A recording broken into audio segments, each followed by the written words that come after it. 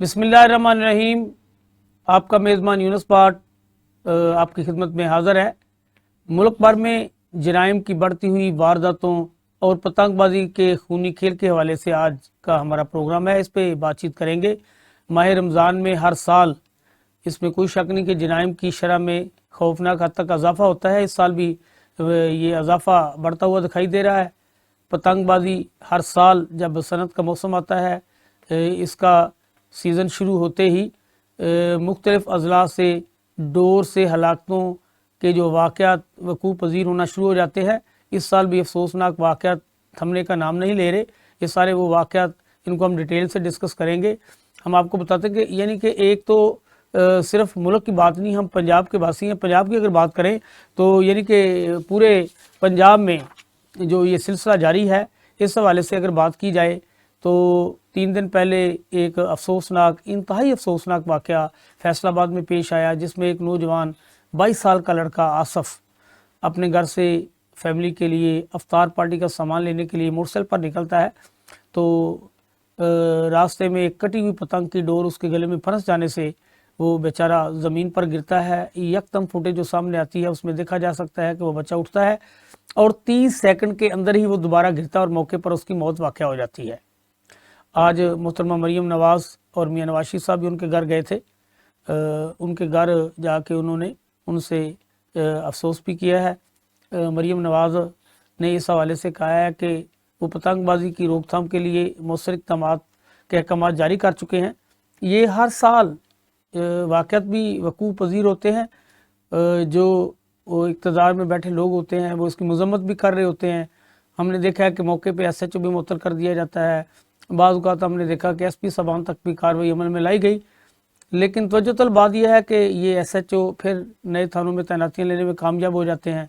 वक्ती तौर पर जो ख़ानदान मुतासर है उनको हुकूमत जो है वो उनके घर जाके अफसोस का इजहार करने के साथ साथ उनकी माली मदद का ऐलान भी कर रहे होते हैं। लेकिन जैसे ये वक्त गुजर जाता है ये सारी चीज़ें फिर माजी का हिस्सा बन जाती हैं। तो आज के प्रोग्राम में मेरे साथ जहां सीनियर क्राइम रिपोर्टर को भी हम लेंगे, उनसे बातचीत करेंगे। तो इस वक्त स्टूडियो में मेरे साथ जवेद इकबाल गुरैश साहब मौजूद है, इनसे भी बातचीत करेंगे कि रमज़ान का महीना है। अभी हम जब गुरैश साहब और मैं दफ्तर इधर प्रोग्राम करने के लिए आ रहे थे तो उस वक्त हमारे एक दफ्तर के कुलीग ने बताया कि मैं मोटरसाइकिल पर निकला ही हूँ दफ्तर से बाहर, तो अभी चंद कदम के फासले पर गया तो मोटरसाइकिल सा 2 डाकुओं ने मुझसे मोबाइल छीन लिया है और मोबाइल के जो कवर है उसके अंदर 20,000 रुपये भी थे। यानी कि ये वाक़यात इक्का दुक्का नहीं, ये मामूल की कार्रवाई है और ये दिन ब दिन बढ़ते जा रहे हैं। इसमें कोई शक नहीं कि पंजाब पुलिस अपने तौर पर पूरी कोशिश करती है कि इन वाक़यात के सद्देबाब के लिए जब उनसे बात की जाए कि ये वाक़यात क्यों बढ़ते जा रहे हैं, पुलिस नाकाम हो गई है, तो वो एक ही बात करते हैं कि बेरोज़गारी में इजाफा हो गया है जनाब, जराइम की शरह इसलिए बढ़ रही है और साथ उनका ये कहना है कि आबादी बढ़ गई है। पुलिस जो है अपने महदूद वसाइल के अंदर पूरी कोशिश करके इन मुलजमान की गिरफ्तारी के लिए वह जितने भी वसाइल बुरे कार ला सकती है लाती है, लेकिन अमलन सब कुछ हम ये देख रहे होते हैं कि ये फर्जी कहानियाँ होती हैं। अगर हम ये समझें कि जो ये कहा जाता है कि पुलिस जो आवाम के जान व माल के तहफ़्फ़ुज़ की ज़ामन है, तो बज़ाहिर ऐसा होता हुआ दिखाई नहीं दे रहा। आज के प्रोग्राम में हमें सीनियर क्राइम रिपोर्टर हैं, उन्होंने ज्वाइन किया है जनाब नुमान शेख साहब ने। उनसे बात कर लेते हैं कि पतंगबाजी के हवाले से जो लोगों का जो सिलसिला एक मौत के वाक़यात बढ़ते जा रहे हैं, ये जो खूनी खेल जारी है ये रुकने का नाम क्यों नहीं ले रहा, जराइम के शरह बढ़ने की वजूहात क्या है, इसमें पंजाब पुलिस क्यों नाकाम है। तो शेख साहब से बात करते हैं। जी नुमान शेख साहब, अस्सलाम वालेकुम। वालेकुम अस्सलाम। शेख साहब मेरी आवाज़ आ रही है? जी जी बादशाह, मुझे आ रही है आपकी आवाज़। अच्छा शेख साहब, आपकी आवाज़ बिल्कुल, आप या तो थोड़ी सी साइड चेंज कर लें। शेख साहब आई आवाज़? हेलो। जी जी शेख साहब, आपकी आवाज़ आई है। ये बताइए कि आपने देखा कि सीनियर आदमी है कि हर साल जराइम की शरह में बेतहाशा इजाफा तो देखने में मिलता ही रहता है, लेकिन रमज़ान के महीने में ये इजाफा जो है ये नागजीर वजूहात तक पहुंच जाता है। तो आप क्या समझते हैं कि इसको रोकने में पंजाब पुलिस क्यों नाकाम दिखाई देती है और हर साल ये शरह बढ़ती ही जाती है? पुलिस अपने तौर पर तो बड़ी कोशिश कर मान जो है ये इनकी बढ़ती वारदातों के सामने पुलिस बेबस दिखाई देती है। जी शेख साहब। जी भाई साहब, बिल्कुल आप बिल्कुल ठीक कह रहे हैं, दुरुस्त फरमा रहे हैं कि हर साल जो है वो क्राइम की रेशो में इजाफा होता है। देखिए, इसमें तीन चार फैक्टर है, जो कि एक तो आबादी का तनासुब भी है जो बड़ा है, बेरोजगारी है वो बड़ी है, उसकी वजह से भी इसमें इजाफा हुआ है। तीसरी इसकी एक नाकिस पॉलिसी भी है, पॉलिसिंग भी कह सकते हैं आप इसको। जनाब। देखिए, क्राइम का जो एक चार्ट होता है ना, वो वक्त के साथ साथ वेरिएशन उसमें आती रहती है। वो कभी दिन के वक्त में ज्यादा होता है, जिस तरह गर्मियां आ रही है इसमें रात के औकात में ज्यादा हो जाएगा। उसके अलावा सर्दियों में जो होता है ये सुबह के वक्त में ज्यादा हो जाता है, देर रात ज्यादा हो जाता है। लेकिन इस सारी चीजों पे अभी तक कोई पुलिस की हिकमत अमली प्रॉपर बन नहीं सकी। देखिए, प्रायोरिटी में कभी भी क्राइम नहीं आया है पुलिस की। जनाब। यहाँ पर पुलिस अफसरान को एक ही बात बताई जाती है कि आपने लॉ एंड ऑर्डर का इशू नहीं बनने देना। लॉ एंड ऑर्डर का इशू बनेगा तो देन आपके तबादले के चांसेस होंगे। क्राइम में ऊपर नीचे होने में कोई मसला नहीं है, ये ऊपर नीचे होता रहे। देखिए, इस वक्त जो जरूरत है, आप सबसे पहले तो अपनी एक टीम बनाने की जरूरत है, जो कि अली रिजवी साहब ने बड़ी कोशिश की, बड़े एसएचओ साहब बदले मुख्तलिफ इलाकों में, लेकिन वो अभी तक नजर नहीं आ रहा है कोई टीम बन पाई है, क्योंकि हर 2 महीने बाद उन्हें फिर तबादले करने पड़ते हैं। उसके अलावा फिर नए बंदे को टास्क देते हैं। अभी तक शहर की इन्होंने क्राइम पॉकेट्स को डिफाइन नहीं की। फिर एक और बड़ा मसला था कि लाहौर पुलिस के पास पेट्रोल ही नहीं था। ये 2 दिन पहले तो लाहौर पुलिस के पास पेट्रोल आया है। डॉल्फिन की आपको 300 पेट्रोलिंग जो मोटरसाइकिलें थी, वो 4 महीने से तो बंद खड़ी थी। अभी तक थानों की गाड़ियों में पेट्रोल नहीं मिलना शुरू हुआ, रात को गश्त करने के लिए पेट्रोल नहीं है, और क्राइम की रेशो उन्हीं औकात में ज्यादा है। फिर इसके अलावा जो ट्रेंड है कि क्राइम बढ़ किस वजह से रहा है, उस पर बैठकर अभी तक किसी को करने का टाइम ही नहीं मिला कि इस पर वर्क कैसे करना है। जिस वक्त हैदर अशरफ थे या सुहेल चौधरी थे, उन्होंने फिर भी इस पर वर्क किया था कि आखिर वजह क्या है। जिस दिनों में मैचेस ज्यादा होते हैं उन दिनों में जुआ बहुत ज्यादा चल रहा होता है, तो उसकी वजह से भी कई नौजवान ऐसे जो कि बुरी लत में पड़े होते हैं, और वो जब पैसे नहीं दे पाते तो वो पहले किस्तों पे चीजें निकलवाते हैं, उसके बाद वो इस साइड पे जराइम जो है वो करना शुरू कर देते हैं। क्योंकि ये एक दफा करने की बात होती है, जब उनके हाथ एक ही रात में 1.5 से 2 लाख रुपए लग जाता है, और वो 2-3 बार फिर कोशिश करते हैं। तो यही काम सबसे आसान है कि रास्ते में चलते हुए किसी गुंजान इलाके में किसी को भी लूट लिया जाए।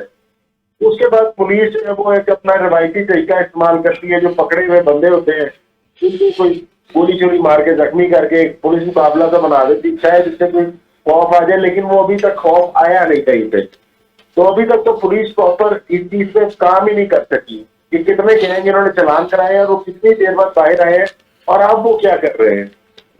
अच्छा अशरफ साहब, आपने जो है सीनियर आदमी है, हर साल इसकी कवरेज करते हैं। आपके ख्याल में पिछले साल की निस्बत इस साल रमजान में इजाफा देखने में आ रहा है या कमी वाकया हुई है? और पुलिस अगर इजाफा है तो जिस तरह आप बता रहे हैं कि मौसर हिकमत अमली जो है वो मरतब नहीं की जा रही, पूरी कोशिश कर रहे हैं जो मौजूदा डीआईजी हैं कि एसएचओ साहबान को वो अपनी टीम के तौर पर जो है वो साथ लेके चले और तगड़े एसएचओ लगा के शहर में वारदातों की रोकथाम कर सके, लेकिन कामयाब ना होने की सूरत में वो आए रोज एसएचओ के तबादले भी अमल में लाते रहते हैं। तो आप क्या समझते हैं कि वारदातें जो है वो वाकई बढ़ गई है या ये एक पैनिक सा है या मीडिया में जो शोर है, असल हकायक क्या है? देखिए बात साहब, जो पुलिस के आदाद-ओ-शुमार उनके अपने उसके मुताबिक तो ये 40-42% क्राइम जो है वो डाउन हुआ है। ये पुलिस के अपने आदाद-ओ-शुमार है। जनाब। दूसरी तरफ देखा जाए तो वारदात मेरे ख्याल से तो वो उतनी है जितनी हर साल होती है, क्योंकि पहले जो था वो एक फर्क था कि आप हर गली में आपको सीसीटीवी कैमरे नजर आ जाते हैं, और उनकी फुटेजेस जब चलती है तो वो एक टीवी के ऊपर एक अलग पैनिक क्रिएट होता है कि जी वारदात बहुत बढ़ गई है, देखे जी ये भी लूटा गया, इसके साथ भी वारदात होगी। जो माजी में इसमें सीसीटीवी कैमरे नहीं थे, इतनी फुटेजेस की अवेलेबिलिटी नहीं थी। हम लोग खुद जो है वो हमारे पास को फुटेज आ जाए तो वो फुटेज ऐसी होती है कि फौरी उस पर जो है वो मीडिया पे कोई ना कोई उसका बीपर हो जाता है, नहीं तो सोशल मीडिया पे वो चल जाती है, वायरल हो जाती है। क्योंकि हमारे यहाँ पे ज्यादा शौक से देखा जाता है क्राइम को, तो इसलिए वो एक ट्रेंड सा बन जाता है कि वारदात बढ़ गई है। मेरा ख्याल है कि वारदात हर साल ही इतनी होती है, और ये शुरू के दिनों में जो रमजान का पहला दूसरा अशरा है, इसमें पहले अशरे से कुछ बढ़ती है, तीसरे अशरे में बहुत ज्यादा बढ़ जाती है। अब ये तीसरे अशरे पे इनको कंट्रोल करने के लिए अभी क्या पॉलिसी होती है, ये तो उन्होंने खुद ही बनानी है। क्राइम पॉकेट्स कैसे डिफाइन करनी है, कहाँ कहाँ पे ये देखते हैं कि बाजारों से जाने वाले जो शहरियों के रास्ते हैं वहां पे कहाँ कहाँ इनको पेट्रोलिंग रखनी है, क्योंकि असल बात वहीं पे हो रही है। लोग इस वक्त जो है वो शॉपिंग के लिए निकलते हैं तो वापसी में जो है वो लूट लिए जाते हैं। या जिस वक्त वो घर की दहलीज पे पहुंचते हैं वहां पे उनके साथ वारदात हो जाती है। लेकिन ये जो मोटरसाइकिल वाले डाकू है ये उनके पीछे बाजार से ही लगे होते हैं।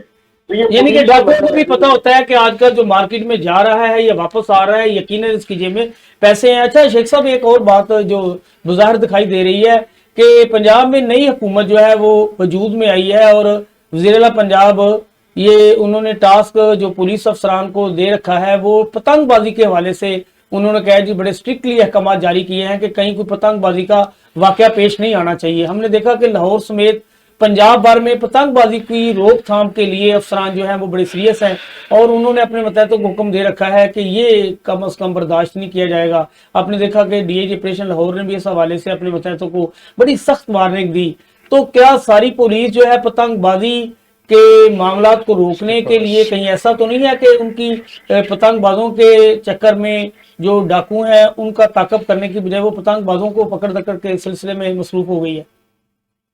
देखिए बात साहब, ये तो हमारे यहाँ पे रिवायत है कि कोई भी ट्रेंड एक चल जाए, कहीं पे अगर आप देखेंगे तो आइस की वजह से या तो नशे की वजह से कोई दो हादसे हो जाएंगे या कोई नशेई किसी को मार देगा तो उसको जरा सी सोशल मीडिया पे हाई पीरियड होगी या इलेक्ट्रॉनिक मीडिया पे चलेगा तो उसके बाद सारे पुलिस का क्रैकडाउन जो है वो एक ही मंशियात की तरफ हो जाएगा। इसी तरह अब ये ऊपर पे तरफे जो कह रहे हैं आप 6-7 केसेस रिपोर्ट हुए हैं पतंगबाजी के जिसमें डोर फिर गई। फैसलाबाद वाले वाकये की बहुत हाइट मिली, मरियम नवाज साहब और वज़ीर-ए-आला पंजाब के आज उनके घर भी गई थी, मियां नवाज शरीफ भी उनके साथ थे, तो वो एक हाइट मिल गई। तो उसके बाद जो है वो सारी पुलिस का ट्रेंड जो है वो पतंगबाजी की तरफ हो गया, जबकि इसमें भी बुनियादी इसकी थी वजह पतंगबाजी की, उस पर पुलिस को पहले कंट्रोल करना चाहिए था। देखिए माजी में इसकी कई रिवायत मिलती रही है कि जितनी भी पुलिस की जानिब से पकड़ी गई है पतंगे डोरे ये वो इनके थानों से वापस बिकती रही है। 6-7 हजार रुपए की वो डोर वापस बिकती रही है।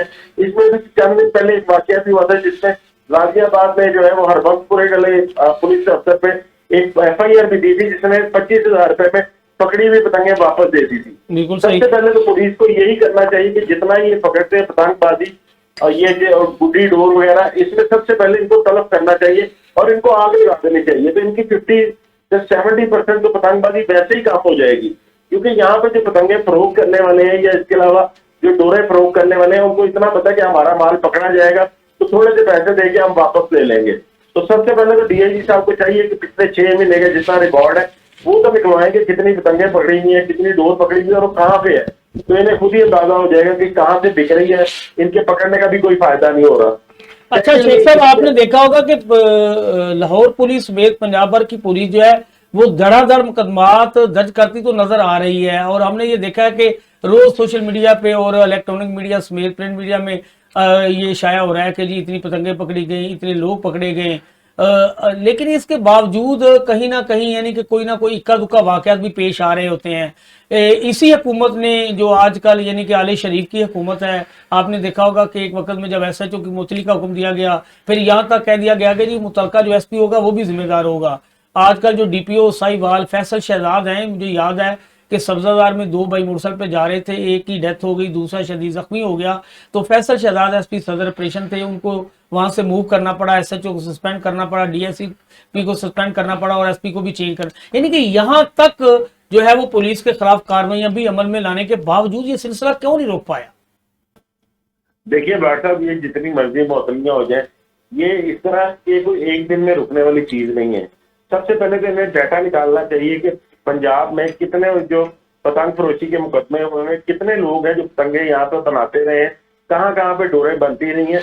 उसके बाद इन्हें ये जो मसाजिद में ऐलान कराने का ये इन्हें कोई फायदा नहीं है, यहाँ पे लोग नहीं सुनते। इन्हें ग्रास रूट लेवल से जो है वो बच्चों को अवेयर करना चाहिए, स्कूलों में जाके इन्हें लेक्चर देने चाहिए कि ये पतंगबाजी का जो खेल है ये इस तरह नुकसानदेह है। अब देखिए ये 4 दिन पहले ये पतंगबाजी के खिलाफ क्रैकडाउन पंजाब भर में शुरू हुआ, उससे पहले सोशल मीडिया आपका भरा पड़ा, फैसलाबाद, गुजरावाला, रावलपिंडी जिस तरह की पतंगबाजी हुई है, फायरिंग हुई है, वो सारी सोशल मीडिया पर है। उस वक्त पुलिस आपकी कहाँ थी?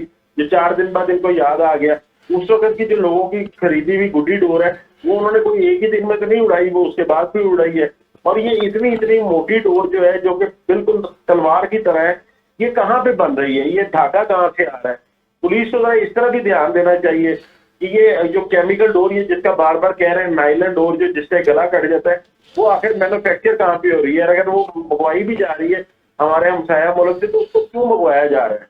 क्योंकि वो किसी और चीज में इस्तेमाल नहीं होती सिवाय पतंगबाजी के। तो ये कई ऐसी ग्रास रूट लेवल पे करने वाले काम है। ये खाली ये छतों पे पुलिस वाले चढ़ाकर या गाड़ियों में जो है वो पुलिस की मोबाइल वैन में सीढ़ियां रखवाकर क्रैक डाउन के नाम पर, ये सिर्फ आप मीडिया में जरूर दिखा सकते हैं, लेकिन इसका कोई अल्टीमेट फायदा आपको नजर नहीं आना।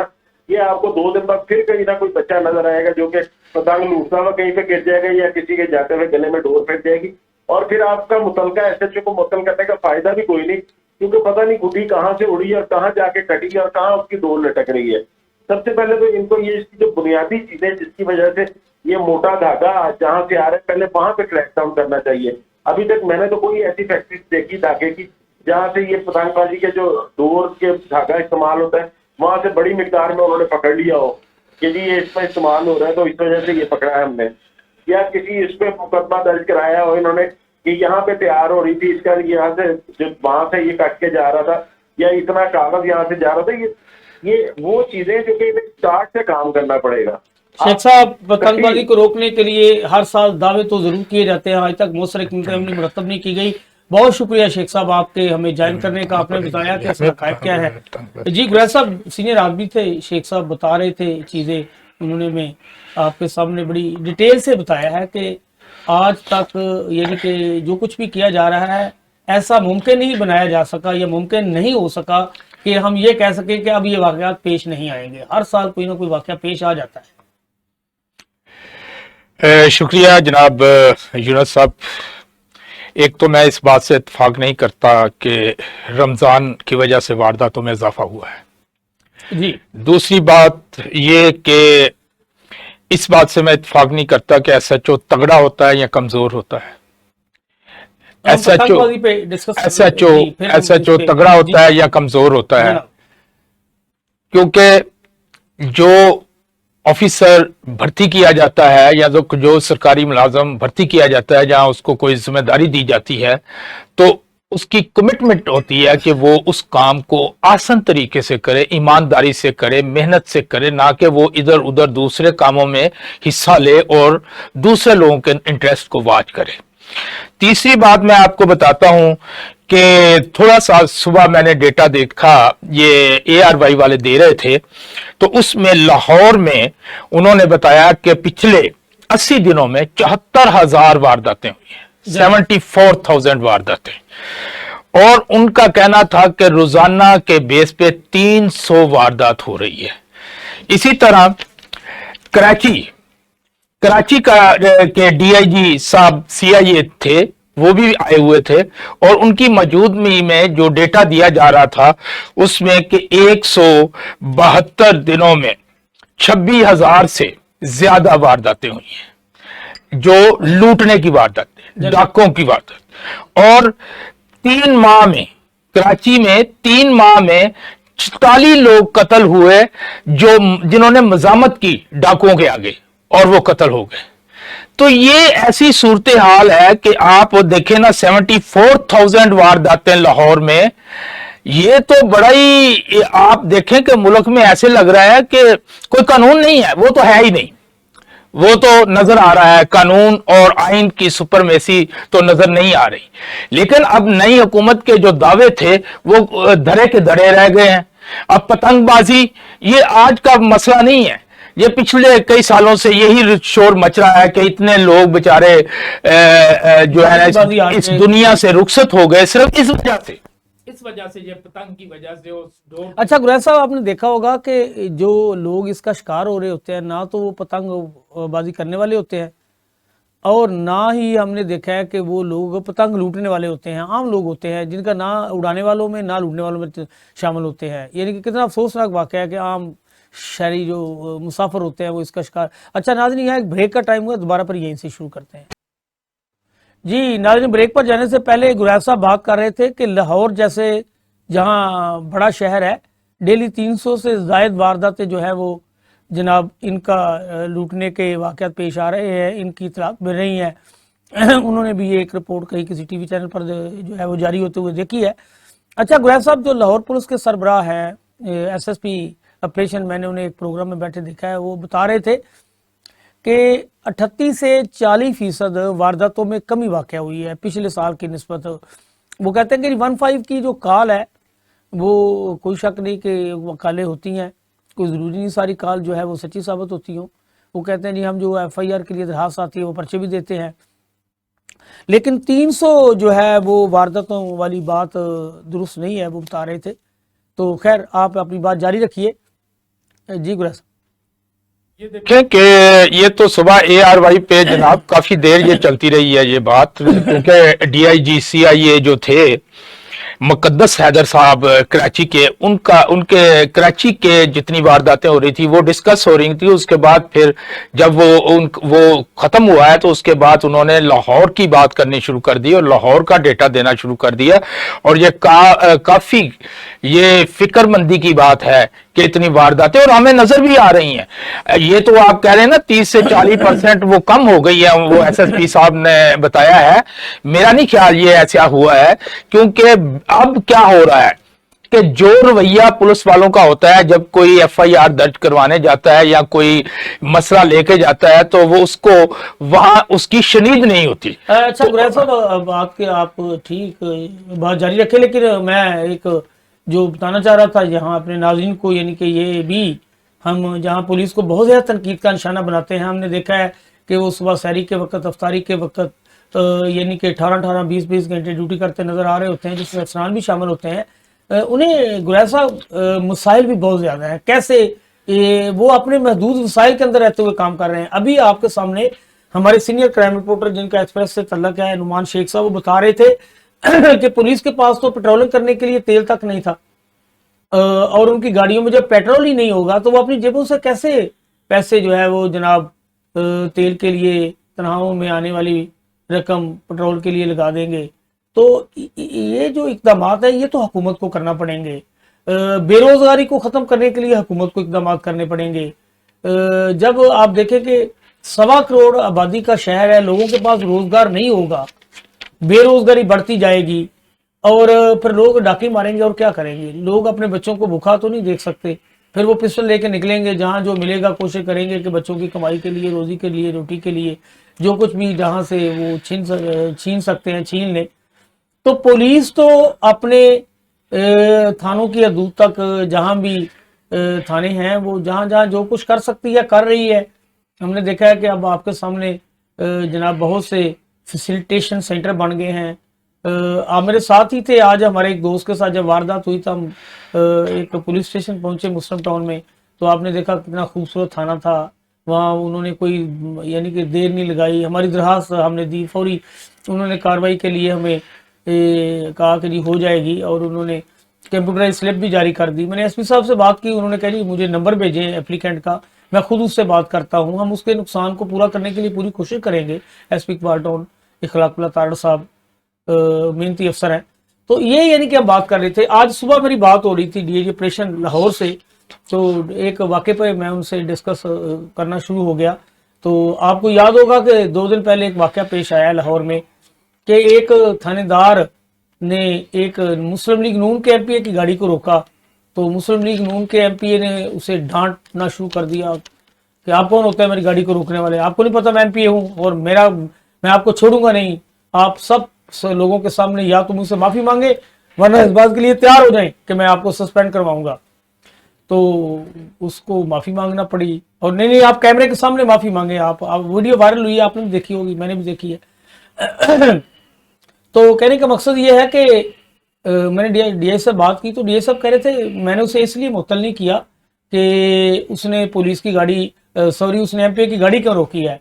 वो कह रहा था कि उसने वर्दी पहनी है, उसका काम था अपने कानून का जो है वो अपने इख्तियार का इस्तेमाल करते हुए कानूनी कार्रवाई अमल में लाते, और जो भी उसका इख्तियार है, जो वायलेशन थी, और मैं उसको अप्रिशिएट करता। मैंने सिर्फ इसलिए उसको ट्रांसफर वहां से किया है कि उसने अपने जो है वो जो उसका फर्ज था उसकी फर्ज शनासी को मद्देनजर नहीं रखा, और उसने क्यों माफी मांगी। उसने कहा इससे फोर्स जो है वो बदनाम हुई है, इससे फोर्स की जो है वो बेबसी का मुजाहरा जो है वो नहीं होना चाहिए। उन्होंने कहा उसको अपनी फर्जशनासी के दौरान जवान मर्दी का मुजाहरा करना चाहिए। यानी कि पूरी कोशिशें तो की जाती हैं, कहीं ना कोई चीज़ें ऐसी अब वारदातें बढ़ गई हैं। बेरोजगारी तो अब पुलिस का काम नहीं है रोकना, पतंगबाजी का सिलसिला अब वो तो मौसर इक़दाम करने के लिए लोगों को पकड़ दकड़ी कर सकते हैं। ये तो हुकूमत का काम है, कानून साजी करे, सजाएं दें। ये इस तरह के मामला। हमें सीनियर आदमी है मुजाहिद शेख साहब, उन्होंने ज्वाइन किया, उनसे बात करते हैं। जी मुजाहिद शेख साहब, अस्सलाम वालेकुम।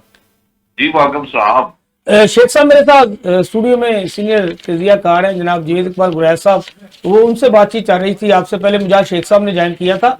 एक तो हम बात कर रहे थे, अभी वो बात कर रहे थे कि लाहौर में 300 वारदातें रोजाना की बुनियाद पर जो है वो सामने आ रही हैं। कराची में बहुत ज्यादा वारदातें हो रही हैं। पतंगबाजी की बात कर रहे थे, पुलिस की जानब से उनकी जो कोताहियां और नहलियां हैं कि वो अपने फर्ज शनासी का मुजाहरा नहीं कर पाते, उसको डिस्कस किया जा रहा था। वो जो एमपीए मुस्लिम लीग नून की गाड़ी को रोका गया, उस पर बात की जा रही थी कि थानेदार को क्यों वहां से तब्दील किया गया। तो ये सारी चीजें थी। शेख साहब थोड़ी सी बात पहले आपने भी, मैंने देखा है कि उस पर बड़ा अच्छा आपका पेपर मैंने देखा कि आपने भी दिया हुआ था अपने चैनल के लिए। एक तो इस पर थोड़ी सी रोशनी डाल दें कि वो जो थानेदार उसका तबादला अमल में लाया गया, तो आप उसे कैसे देखते हैं? कार्रवाई दुरुस्त की गई, नहीं की गई? तो उसके बाद पतंगबाजी और जैम की बात पे आते हैं कि शरह क्यों बढ़ गई है। जी शेख साहब। अच्छा जी यूनुस साहब, सबसे पहले तो आपको मैं ये बताऊं कि आपने जो रोजाना की बुनियाद पर 300 वारदातों का जिक्र किया, ये 800 तक चली गई है जनाब। 300 वारदातें तो आज से कोई 6 महीने पहले, 4 महीने पहले या 8 महीने पहले 300 वारदातें होती थी, लेकिन अब जो है वो रोजाना की बुनियाद पर 800 के करीब वारदातें जो है ना, एक तो वो रिपोर्ट हो रही है। सर। और जो जिस खबर का आप जिक्र कर रहे हैं कि एक रुकन पंजाब असेंबली मलक वहीद साहब की गाड़ी को रोकना और उसको चेक करना, उसको सर्च करना, उस पे एक टीएसआई जो ट्रेनिंग सब इंस्पेक्टर है उसको क्लोज कर दिया या उसका जुडिशियल विंग में जो है उसका तबादला कर दिया गया, उस पर बात कर रहे हैं कि आप ये देखें कि क्या क्राइम रेट बढ़ने की वजह से किसी एसएचओ को या किसी सब इंस्पेक्टर को या किसी टीएसआई को या किसी एएसआई को क्लोज कभी किया गया? कभी नहीं किया गया। कि चाहे शहरी लूट रहे हैं, लोगों की जानो माल वो महफूज नहीं रही, तो सब कुछ हो रहा है। हाँ, अलबत्ता अगर किसी बासर शख्स की, मैं ये नहीं कहता कि उसने गाड़ी ठीक रोकी या गलत रोकी, इसकी बात नहीं हो रही, तो कभी किसी आम शख्स के लिए इतनी जल्दी और इतना एक्टिवली पुलिस अफसरान ने एक्शन लिया?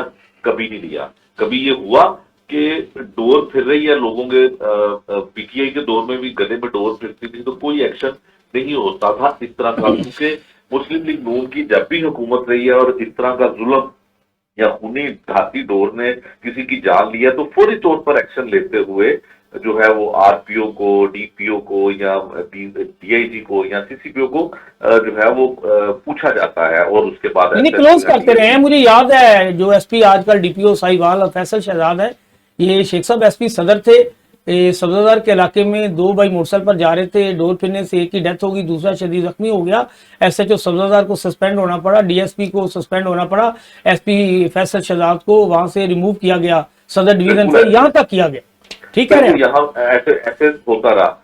अच्छा, अब ये जो वाकया है मलक वहीद वाला, ये एक वाकया इस तरह से है कि ये अपने हल्के में भगवानपुरा का जो हल्का था इनका, रिहाइश इनकी गाजियाबाद के इलाके में है, लेकिन ये अपने हल्के में लोगों का शुक्रिया अदा करने के लिए गए थे और इनके साथ एक बड़ी तादाद लोगों की थी।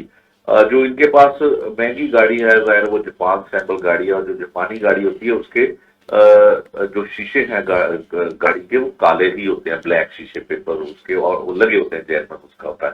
तो उसको रोका गया। वो टीएसआई साहब जो थे उनको अंदाजा नहीं था उनको, क्योंकि उनको पता नहीं था कि इसमें एमपी है। रोका गया, रोक के जो तंजिया अंदाज में मलक वहीद साहब ने कहा मेरी गाड़ी चेक करने, पहले तलाशी भी ली गई गाड़ी की, तलाशी भी ली, फिर उसके बाद उसको तंजिया कहा गया भी अब तुमने ये सारा कुछ कर लिया है तो मेरे पास तुम्हारा क्या, तुम मेरी गाड़ी में से कोई वेपन तलाश कर सके हो या कोई ऐसी ममनुआ चीज जो है वो तुम्हें मिली है, तो अब बताओ कि तुमने ये तलाशी क्यों ली। मैं 2 लाख अगर वोटर इस इलाके में है तो मैं उसका नुमाइंदा हूं, मैं रुकन पंजाब असेंबली हूं, तुमने ये क्यों किया और मुझसे माफी मांगो। इसकी वीडियो वायरल हुई है, कोई छुपी बात नहीं है, सबके सामने आया। फिर उसमें टीएसए ने कहा कि आप मेरी थोड़ी सी इज्जत का ख्याल कर लें, मैं आपसे माजरत कर लेता हूँ, पहले कैमरा बंद कर दें। उन्होंने कहा नहीं, कैमरा ऑन ऑन कैमरा बात करें, ऑन उन्होंने कहा कैमरा आप बात आप माफी करेंगे और मांगे उनसे, बिल्कुल सर। आप उनसे माफी मांगे। उसने, वो कहते मरता क्या ना करता, उसने माजरत कर ली और माजरत के बाद वो मामला उन्होंने ये भी वादिया उसमें वीडियो में आता है, वो कहते हैं जी ठीक हो गया, अब आप जाएं। लेकिन मामला यहां तक रुका नहीं, क्योंकि उसकी वीडियो वायरल हुई और खुद एमपीए साहब ने बनाई। वो कोई पुलिस वाला नहीं बना रहा था, टीएसआई या कोई और अहलकार नहीं बना रहे थे।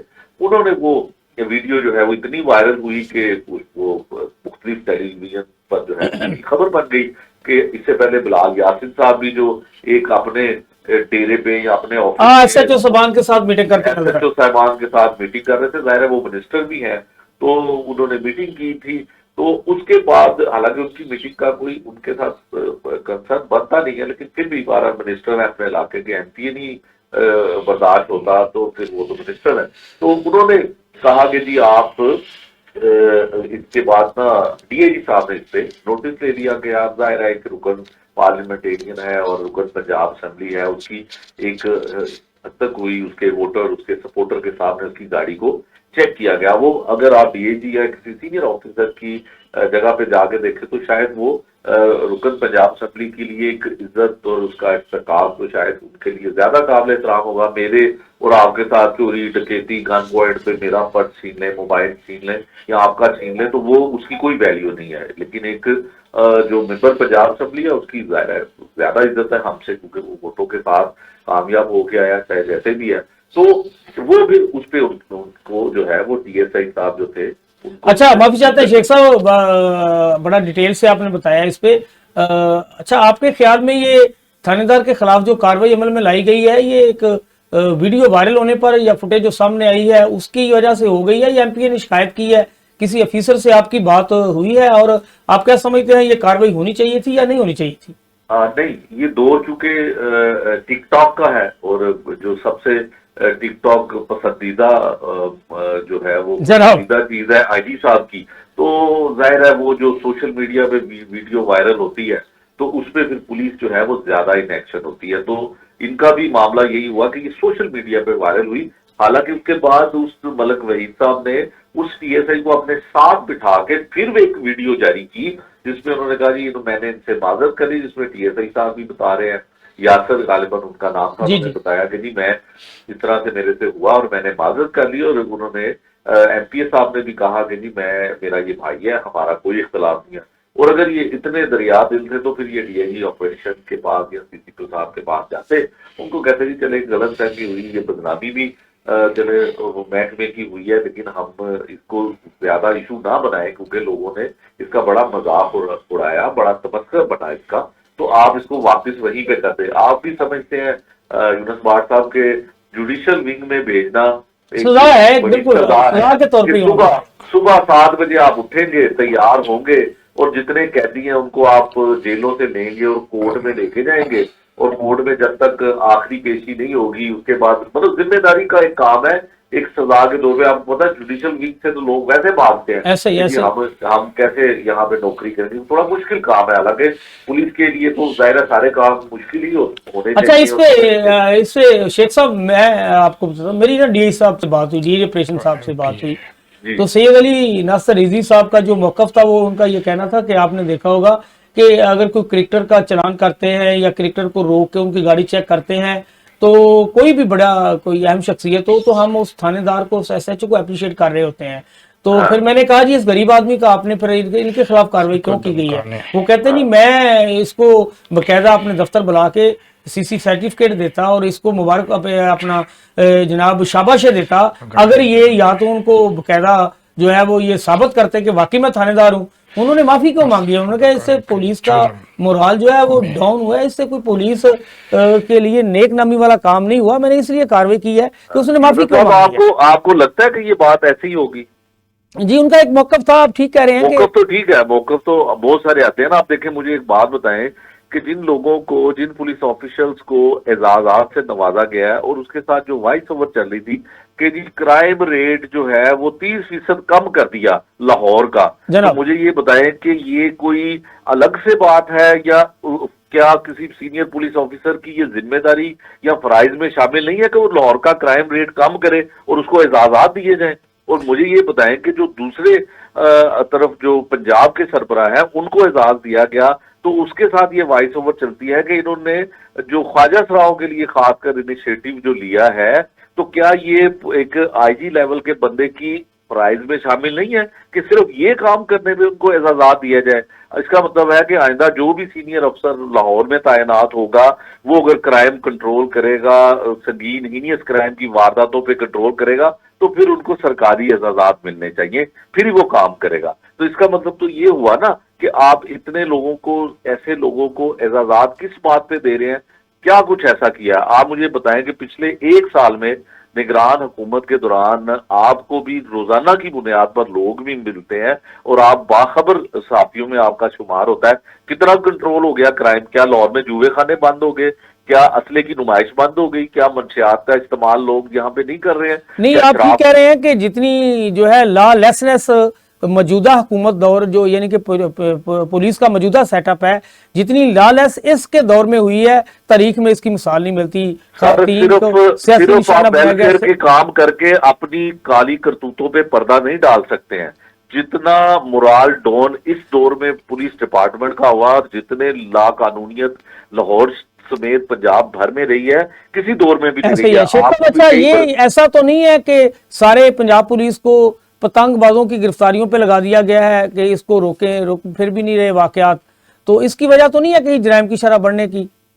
देखिए, ये जराइम की एक किस्म है, ये भी जुर्म है कि काइट फ्लाइंग एक्ट किसी पुलिस आईजी पंजाब ने, ये जो मौजूदा आईजी पंजाब है, क्या इनको इस बात का इतलाक नहीं है कि काइट फ्लाइंग एक्ट जो है वो उसके तहत जब मुकदमा दर्ज होता है तो अगले दिन तो उस बंदे की या जो भी पतंगबाजी करने वाला, खूनी खेल खेलने वाला मुलजिम है, उसकी तो बेल हो जाती है। तो अगर उसी दिन पेश करें उसी दिन हो जाती है, अगले दिन की तो चलो लेके जाएं, ठीक है, हो जाती है। तो क्या इनको इस पे तरमीम करवाने की, कानून में कानून साजी करवाने की जरूरत नहीं है? क्या सिर्फ इनकी ये जरूरत है कि सीआईए को अलग यूनिट बना के तो यहाँ पे डीआईजी को बरजमान करवाया जाए, जो जिसका ना डीडीओ पावर जिसके पास है, ना जिसके पास कोई फंड है, जो लोगों की रिकवरी के साथ इतनी बड़ी बड़ी बिल्डिंगें बना के सीआईए वाले, तो ये आप मुझे बताएं कि इसका ऑडिट कौन करेगा? इसका भी तो जवाब देना पड़ेगा ना। अगर खुदा करे कि अल्लाह करे कि ये मौजूदा मैडम सीएम साहब है वो इस चीज का ऑडिट कराएं कि ये लोगों का जो रिकवरियों का पैसा था सीआईए के पास वो कहां पे और किस जो है हेड की तौर पे इस्तेमाल किया गया। को आप सेंटर जाके देखें किसी भी आपके मौजूदा, माफी चाहते हैं, बात की आपने मौजूदा सीएम की, तो मौजूदा सीएम को पिछले दिनों इन्वाइट किया गया था एचएसएन कॉलेज में, तो जब उनको दावतनामा जारी किया गया तो दावतनामा जारी होते हुए जब वहाँ के मुकामी तुलबा को पता चला तो उन्होंने इस पे बड़ा जो है वो जनाब तनकीद का निशाना बनाया और इंतजामिया को कहा जी ये तो जनाब एक मैंडेट के साथ इक़्तिदार में नहीं आई, इसे क्यों बुलवाया गया है? तो इंतजामिया ने सोचा कि मैडम के यहाँ आने पर बड़ा शोर शराबा होगा, उन्होंने उनके वहां आने का जो प्रोग्राम था कैंसिल कर दिया। तो अब ये बात जो सामने आई है कि आज उनका जो प्रिंसिपल गवर्नर की जानब से जो फीस माफ़ी का लेटर जारी किया गया है कि जनाब चीमा के बच्चों की फीस माफ़ी कर दें, और उन्होंने की नहीं तो उसे इस्तीफ़ा देना पड़ा। तो ये यानी कि हम मैडम के आपके सामने चीज़ें आ रही हैं। खैर अल्लाह ताला उन्हें कामयाब करें, हम ये तो नहीं कह सकते कि इसे एक वाक़या की वजह से अभी हम उनकी नाकामी के बारे में हमें सोचना भी नहीं चाहिए। ये अभी एक महीना हुआ, अभी तक तो उनके दौरे कामयाब हैं, बिल्कुल। अभी उनको वक्त चाहिए और मेरा ख्याल है कि उनको ये भी समझना चाहिए कि आईजी पंजाब की क्या जिम्मेदारी है, सीसीपी लाहौर की क्या जिम्मेदारी होती है, आरपीओ की क्या जिम्मेदारी होती है, डीपीओ की क्या जिम्मेदारी होती है, और इस जिम्मेदारी को कौन ऐसे तरीके से निभा सकता है। उन फर्ज शनाज अफसरान को लगाएं, ये ना वो देखेंगे किसी की बाकियात जो यहाँ पे मौजूद है उनको कंटिन्यू। जिस तरह सीआईए लाहौर को बेमुहार कर दिया गया है, इससे पहले जिस तरह के वो काम करते रहे हैं, आप ही कह रहे हैं कि इस पे उन्हें तवज्जो देनी चाहिए। पंजाब पुलिस के जहां जहां खराबियां पाई जाती हैं उसको वो नोटिस लेना चाहिए। ठीक कह रहे हैं, नोटिस नहीं लिया जाएगा, अगर ये यूनुस साहब आखिरी बात सिर्फ के अगर ये नोटिस नहीं लिया जाएगा तो जिस तरह से पहले भी हम कहते रहे हैं कि शहर जो है वो पुलिस स्टेट बन चुका है, तो फिर मुस्लिम लीग नून की हुकूमत आने और उनकी गुड गवर्नेंस पर फर्क पड़ेगा और लोग बिल्कुल तनकीद का निशाना बने। बहुत शुक्रिया शेख साहब, आपने बड़ी तफसील के साथ पंजाब पुलिस के मुतल्लक जो चीजें चल रही हैं उस पर बात की। गुरैश साहब, शेख साहब सीनियर आदमी हैं, उन्होंने आपने देखा कि बड़ी डिटेल से डिस्कस किया है कि सिर्फ 300 नहीं 800 तक वारदातें चली गई हैं। इस पे हमारा टाइम थोड़ा है, आप 2-3 मिनट में अपनी चीजें बताएं। आपने पॉइंट भी लिखे हैं जी गुरा साहब। एक तो ये बात 2 मिनट है गुरा साहब आपके पास, इस पे क्लोज करना है आप जनाब। चले 2 मिनट ही दे दें सर। एक तो ये है कि ये भी देखना चाहिए कि आपने कहा कि एमपीए साहब की गाड़ी को चेक किया एक पुलिस ऑफिसर ने और उस पे वो नाला हुए जनाब एमपीए साहब, और उन्होंने जनाब उसको अच्छा खासा डांट पिलाई और उसको कहा कि माफी मांगे जनाब। तो दूसरी तरफ आपने कहा कि मेरी बात हुई सीनियर ऑफिसर से न, तो उनका मौकफ ये था। मैं इन दोनों बातों के साथ एग्री नहीं करता। मैं ये कहता हूं कि अगर उस पुलिस ऑफिसर ने, ये कोई जरूरी नहीं है कि उसने 2 लाख वोटों की, अगर 2 लाख वोटों के इलाके से वो एमपीए बना है तो 2 लाख वोटों के लोगों ने उस पर एतमाद किया है। किस चीज का एतमाद किया है? लोगों की खिदमत करने का एतमाद किया है, कानून की बालादस्ती का एतमाद किया है, आइन की सुपरमेसी का एतमाद किया है। उसका ये एतमाद नहीं किया कि तुम जो मर्जी करते फिरो और तुम्हें कोई पूछे नहीं। तो इसमें यह बड़ी अहम बात है कि अगर तो उस पुलिस ऑफिसर ने गलत रोका है तो उसके खिलाफ नोटिस लेना चाहिए और उसको कोई ना कोई सजा मिलनी चाहिए। लेकिन अगर उस पुलिस ऑफिसर ने सही रोका है तो फिर इस एमपीए के खिलाफ एक्शन लेना चाहिए और चीफ मिनिस्टर साहबा को इस पे नोटिस लेना चाहिए कि उसने क्यों ये पुलिस ऑफिसर के काम में रुकावट बने और उसको क्यों धमकाया और उसको क्यों मुअत्तल किया गया और उसको क्यों भेजा गया। उसके बाद सुलह क्यों हुई? सुलह वाली कौन सी बात है? बात तो कानून की है, आइन की है। अगर कानून के मुताबिक वो ठीक है तो ठीक है, अगर कानून के मुताबिक गलत है। ये क्या हुआ कि इसी तरह डॉक्टर हॉस्पिटल में जब एसएसपी साहब या वो डीआईजी थे, उनके वालिद साहब का मामला था तो फौरी तौर पे डीआईजी साहब को मुअत्तल कर दिया गया। फिर उसके बाद क्योंकि दूसरी तरफ बड़ी मजबूत पार्टी थी इसलिए उनको मुअत्तल कर दिया गया और उसके बाद फिर सुलह सफाई कर दी गई। तो ऐसे बात नहीं चलती, ये कानून ऐसे नहीं होते, कानून के मुताबिक काम करना चाहिए। दूसरी बात, इन्होंने बड़ी अच्छी बात की कि जो गवर्नमेंट ने जो दिए हैं एजाजात सीनियर ऑफिसर को, तो हमें बड़ा देख के बड़ा अफसोस हुआ है कि किन लोगों को मिले हैं, यानी उनकी काबिलियत क्या है, उनकी कंट्रीब्यूशन क्या है। आप देखें कि सदर साहब ने राजा जफरुल हक को दिया। राजा जफरुल हक साहब ने क्या किया जो उसको उनको ये मिला? इसके कायम अली शाह साहब को मिला, शमशाद अख्तर को मिला। शमशाद अख्तर ने पिछले कुछ अरसे से वही वजारत खजाना देख रही थी और स्टेट बैंक तो भी देख रही थी। तो क्या क्या उन्होंने कंट्रीब्यूट किया? मुल्क तो तबाही के दाने पे पहुंचा हुआ है, लोगों को खाने की रोटी नहीं मिल रही। तीसरी दफा सुई गैस बढ़ाने की बात हो रही है और 100 कुछ % के लिए ओगरा से मंजूरी के लिए भेजा गया है और वजीर आजम इस पे कहते हैं कि ये तो बड़ी ज्यादती हो रही है। भाई आप सोए हुए हैं, आप उठ के देखें कि इस मुल्क में लोगों के साथ क्या सलूक हो रहा है। फिर महमूद भट्टी एक फैशन डिजाइनर है, उसको आपने दे दिया, फवाद हसन फवाद को दे दिया, अब्दुल कदूस बजंजो को दे दिया, सोहेल वड़ैच को दे दिया, डॉक्टर इकरार जो 72 साल का आदमी है और ज़राई यूनिवर्सिटी पे उसने कब्जा किया हुआ है। यानी कि आप नौजवान लोगों को आगे आने ही नहीं देते। जो लोग जहां बैठे हैं वो अपनी उसको स्टेट बना लेते हैं और नॉन लीग वालों ने डॉक्टर इकरार खान को सब खत्म हो गया है। अगले प्रोग्राम तक हम अपने नाज़रीन से इजाजत चाहेंगे। नाज़रीन अपने मेजबान यूनुस भाट और जुवैद इकबाल को इजाजत दीजिए। अल्लाह ने के बाद।